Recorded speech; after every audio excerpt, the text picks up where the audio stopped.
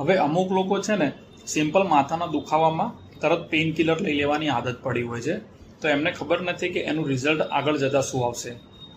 Hello everyone, I'm doctor Vishwas Desai from S3 hospital Vastral. હેડેકની સિરીઝમાં આગળ વાત કરીએ તો જે લોકો આવી રીતે વારંવાર પેઇન કિલર લઈ લે છે માથાના દુખાવા માટે, એમને ખબર નથી, પરંતુ એ એક ક્રોનિક માઇગ્રેન નામની બીમારીને આમંત્રણ આપી રહ્યા છે. ક્રોનિક માઇગ્રેનને સાદી ભાષામાં કહીએ તો માથાનો દુખાવો ઘર કરી જાય ને એ વસ્તુ. અમુક લોકોને તો આ થયા પછી 2-3 દિવસ સુધી માથાનો દુખાવો બંધ નથી થતો દવા લીધા છતાં, અને પ્લસ એની જે માથાની દુખાવાની ફ્રીક્વન્સી હોય છે અને એપિસોડ બી જે હોય છે એ વધતા જતા હોય છે. હવે આના ઉપાયમાં જોઈએ તો તમારે ફર્સ્ટ પ્રાયોરિટી તો જે તમે પેઇન કિલર્સ વારંવાર લઈ રહ્યા છો એનો ડોઝ ઓછો કરો અને એને સદંતર રીતે બંધ કરવી.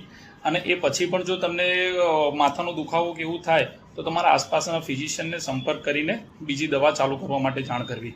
Thank you and take